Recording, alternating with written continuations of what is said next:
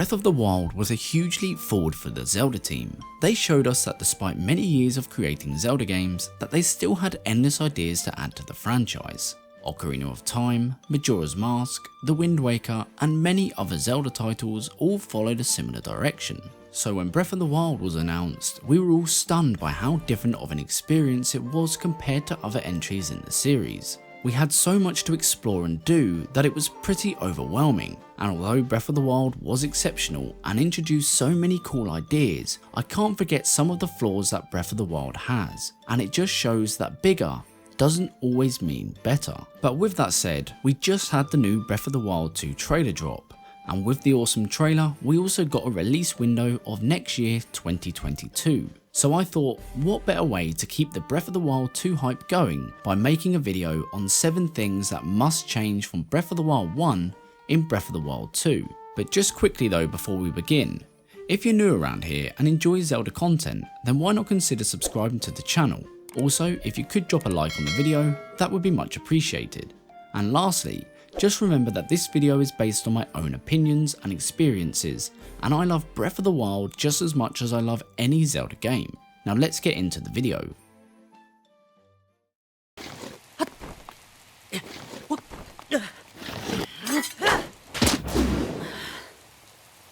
Breath of the Wild added many new features to the series, such as new enemy types, new equipment, and even new abilities. But they also added features that I never would have imagined coming to a Zelda game, like climbing almost any surface in the game. Being able to climb any surface has been a game-changing feature for the franchise, and one that I want to stick around forever. It opens up so many more possibilities, like allowing you to take shortcuts and alternative routes, but it also allows the developers to hide secrets in high, faraway reaches of the land, but it's certainly not without its faults. I have 2 main issues with the climbing in Breath of the Wild, and these 2 main issues must be addressed in Breath of the Wild 2. Firstly, we've all experienced this one, the dreaded cliff climbing while it's raining. This is a very frustrating mechanic for sure. You're slowly edging your way up a cliff and it starts to rain. Eventually you either slip and die due to having no stamina, or you slip to the bottom and now you're stuck in the middle of nowhere. You can't make a campfire or sleep as it's raining, and your little weather meter is telling you it's going to be raining for some time. So now you're just standing around waiting 5 or 6 in real life time minutes for the sun to come up. And secondly, climbing in general is just too slow. I mean, who seriously wants to be climbing a cliff face for the next few minutes? Climbing has to be improved in Breath of the Wild 2, maybe some anti-rain gear, and definitely a climbing speed boost.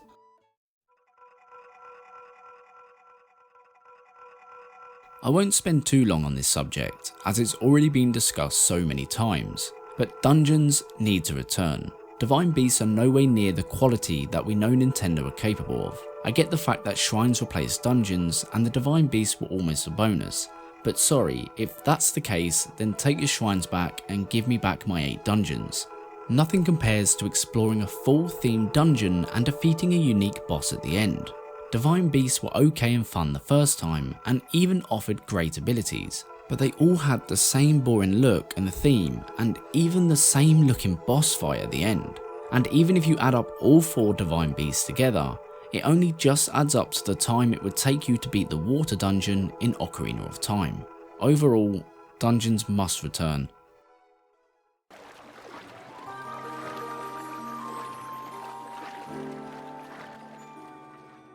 There was one major thing that shocked me when I first played Breath of the Wild, and that's how much water there is in the world, from stunning ponds and lakes to huge flowing rivers and seas. Hyrule is just full of water, and with there being so much water, I expected to be able to explore some of the riverbeds or even the ocean floors, but I was left somewhat disappointed. I almost felt as if I was only given half of Hyrule to explore. Anytime I cross a bridge or run along a beach, I just want to dive into the nearby water and see what is lurking beneath the waves. I strongly feel as if Nintendo took a step backwards in terms of water exploration. Ocarina of Time was a game released in 1998, and even that had more underwater exploration than Breath of the Wild. Breath of the Wild is a game with endless possibilities, yet limitless water discovery. This was truly one of the only times Breath of the Wild let me down. but it also opens up the door for Breath of the Wild 2 to utilise the water and create a new fresh experience with an already explored land. Underwater exploration is something that Breath of the Wild 2 truly needs in order to keep the world fresh with exciting new mysteries.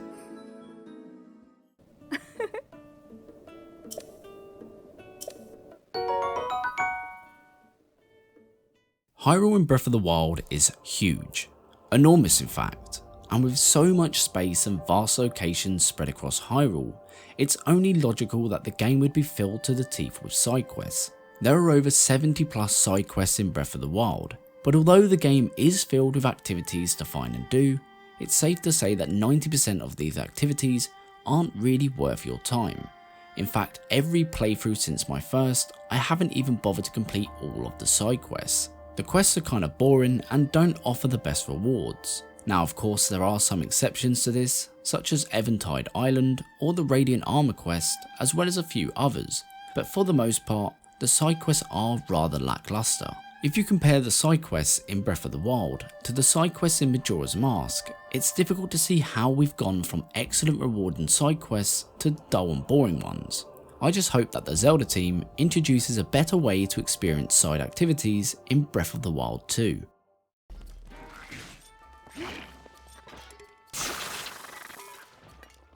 Weapon durability is a subject which has circled the community since it was first introduced to Breath of the Wild. Some hate it, while others love it. Now me, I'm right in the middle.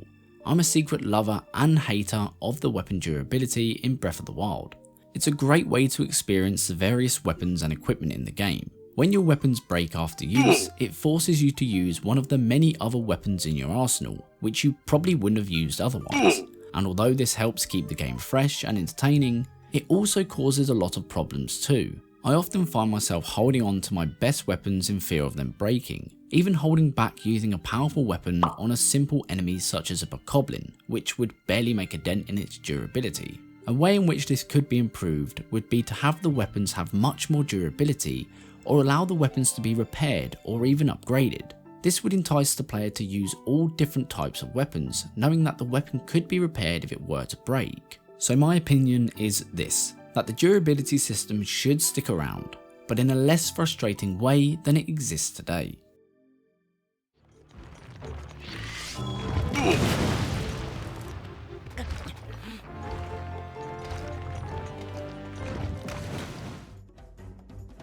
Much like dungeons, bosses also took a huge hit in Breath of the Wild. Now don't get me wrong, Breath of the Wild has its moments when it comes to bosses. Lynels are by far one of the coolest, most difficult bosses in any Zelda game I've ever played. And just the overall world bosses are great fun.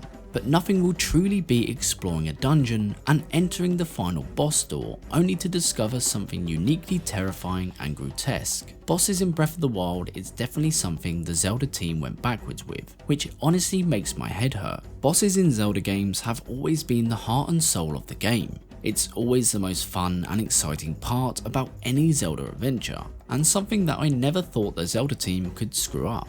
But with Breath of the Wild, they truly missed the mark. All 4 Blighted Ganons were as average as Gohma in Ocarina of Time. Atmosphere, music, boss design, and even boss mechanics all helped to make a boss battle the star of the show. So yeah, the 4 Blighted Ganons look pretty cool, but they all share a similar design and could be defeated in a similar way. And don't even get me started on Calamity Ganon. Calamity Ganon is by far the worst end boss battle I have ever experienced in a Zelda game. From the epic adventure that Breath of the Wild offers, you would expect a massive showdown with the beast that started all the drama. But no, you're rewarded with a disappointing, dull affair to say the least. And even though the average world enemies and bosses help make up for the lack of great bosses we have come to love in previous games, it's still something that needs to be looked at heavily. Variety and boss mechanics are something that definitely needs to be changed for Breath of the Wild 2.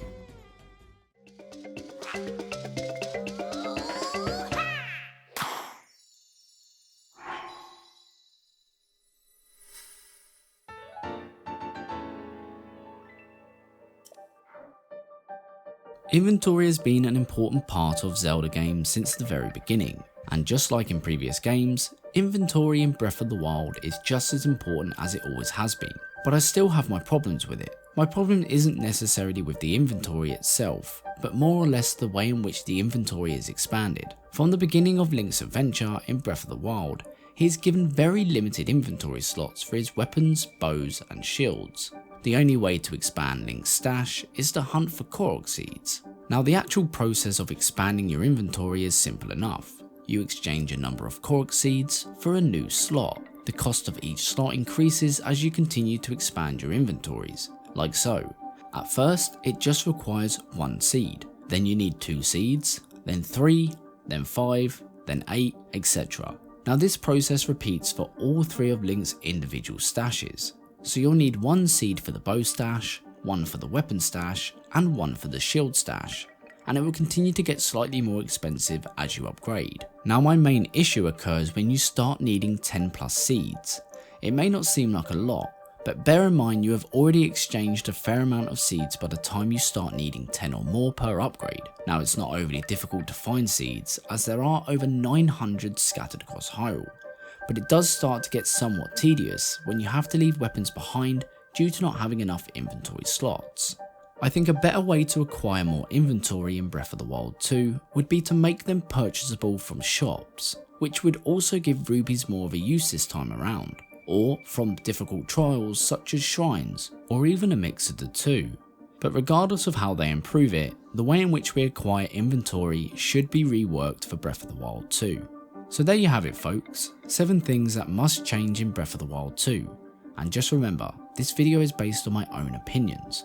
But just like you listen to mine, I would also love to hear yours. So drop a comment below on things you would love to see change in Breath of the Wild 2. Thank you all so much for watching, and thank you so much to my supporters, which by the way we have a new member now, so welcome and thank you to Buffy V. If any of you guys would like to support me for video shoutouts and exclusive awards, then check out my YouTube membership where you can join for as little as 99p per month. And once again, thank you so much, and I'll catch you next time.